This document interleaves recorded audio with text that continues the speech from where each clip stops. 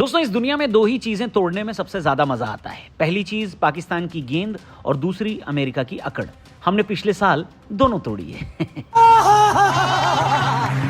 2 दिन पहले ट्रंप ने एक स्पीच में कहा था कि पीएम मोदी ने उनसे कहा था कि सर प्लीज क्या मैं आपसे मिल सकता हूं, और ट्रंप ने कहा था क्योंकि मेरे उनके साथ रिश्ते बहुत अच्छे हैं इसलिए। Prime Minister Modi came to see me. Sir, may I see you, please? अब ट्रंप के इस झूठ का 24 घंटे में पर्दाफाश हो गया। उन्हीं के कैबिनेट में बैठे एक मंत्री ने ट्रंप की पोल खोल दी। ट्रंप एडमिनिस्ट्रेशन में secretary of commerce Harvard Lutnick ने 8-9 जनवरी 2026 को एक पॉडकास्ट में भारत और अमेरिका के बीच लटके ट्रेड डील के अटकने की असली वजह बताई। लुटनिक ने साफ कहा है कि मैंने खुद डील तैयार की थी, पूरी रूपरेखा तय की थी, लेकिन मोदी को ट्रंप को फोन करना था। भारत इससे असहज था, इसलिए कॉल नहीं हुई। India missed the trade deal window after the Prime Minister did not call. It's a big revelation that has been made. No trade deal as Modi did not call Donald Trump. PM Modi ने राष्ट्रपति Trump को phone नहीं किया, इसलिए deal नहीं हो पाई।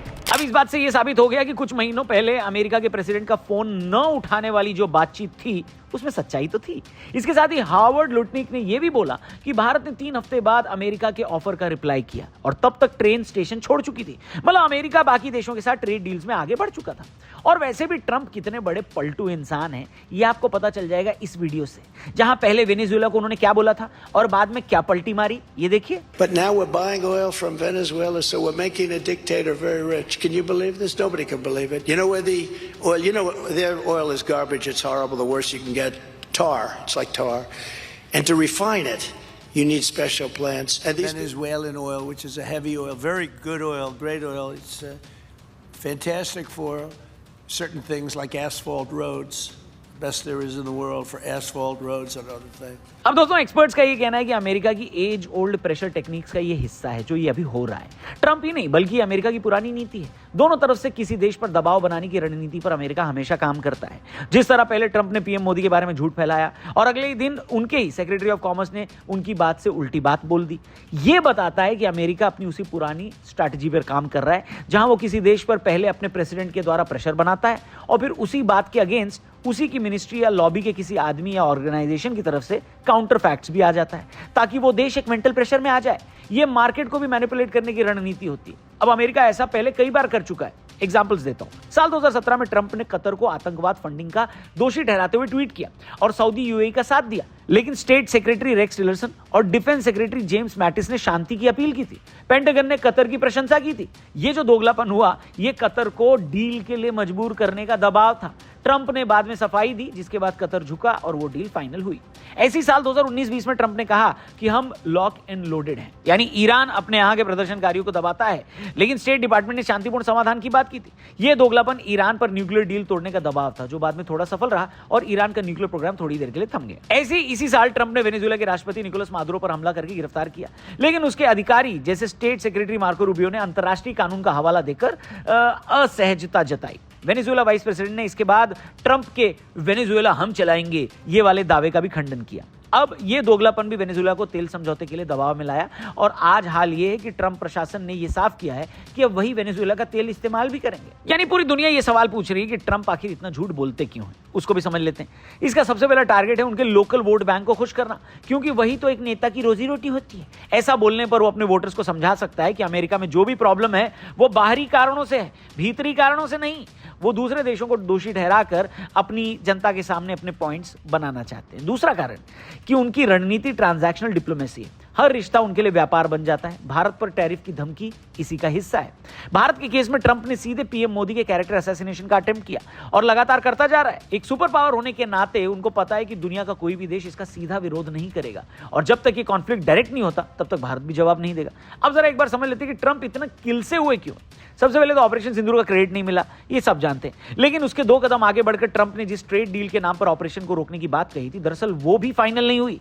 भारत वहां भी अपने शर्तों पर ही बात करने के लिए तैयार था। अब वो शर्तें क्या थी वीडियो में आगे बताएंगे, लेकिन फिलहाल ये ट्रंप के ईगो बूस्ट के लिए सबसे बड़ा डेंट था, जहां उसके सामने सारे देश झुक गए, लेकिन भारत अपने शर्तों के अलावा बात करने से मना ही कर दिया था। अब इस बेइज्जती से बचने के लिए ट्रंप ने फिर वही झूठ बोला जिसके लिए वो जाने जाते हैं। उनके झूठ बोलने के पीछे एक टेक्निक है। जब वो झूठ बोलते हैं तो बहुत डिटेलिंग में बोलते हैं ताकि सामने वाले को लगे कि कुछ तो सब्सटेंस है, कुछ तो मटेरियल है। इसके साथ ही ट्रंप के लिए बिजनेस ही उनका एकमात्र टारगेट है। इसके लिए वो कई देशों की आर्म ट्विस्टिंग भी करते हैं। भारत के केस में वो हो नहीं पाया।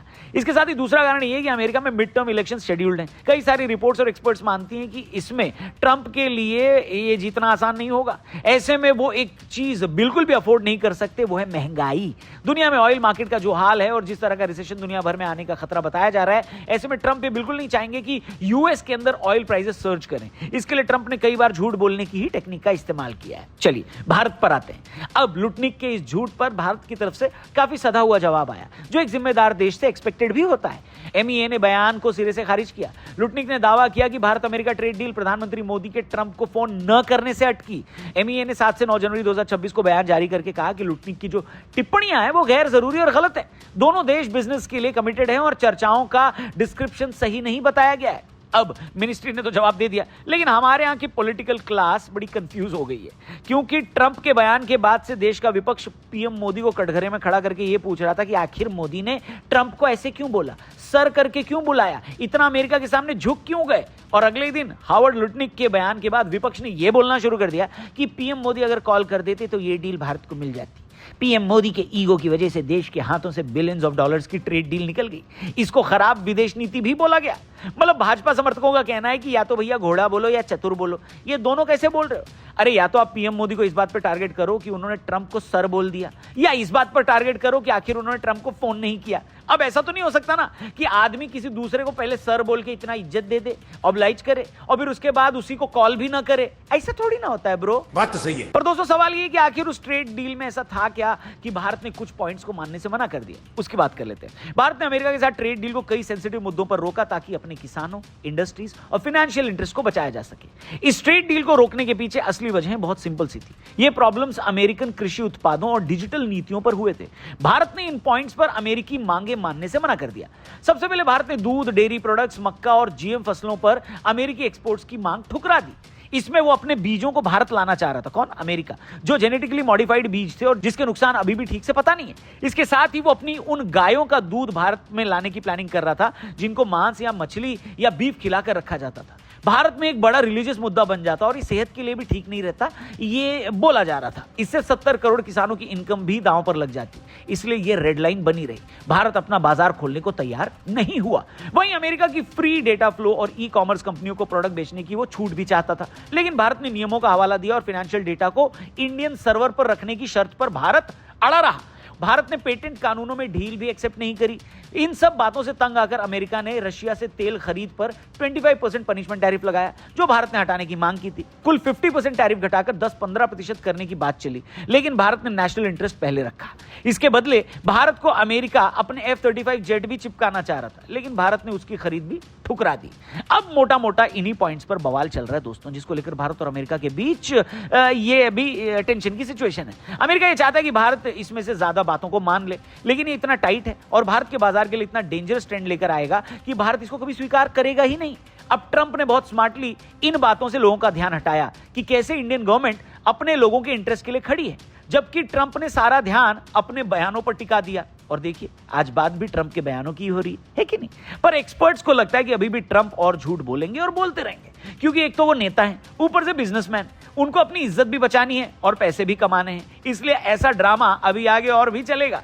पर इस पूरे ड्रामे पर, पूरे बयानबाजी पर, ट्रंप के इस एटीट्यूड पर आपकी क्या है राय? आप क्या विचार रखते हो? आपकी क्या है ओपिनियन? कमेंट करके जरूर बताना। चैनल को भी जरूर सब्सक्राइब करना। वीडियो पसंद आई तो इसे अपने दोस्तों से भी जरूर शेयर करना। और अच्छा पॉडकास्ट देखना चाहते हो तो हमारे टीआरपी चैनल यानी द रौनक पॉडकास्ट चैनल पर भी जरूर जाना। उसका लिंक भी हमने डिस्क्रिप्शन में दिया है। Thank you for watching. कल मिलते हैं। जय हिंद।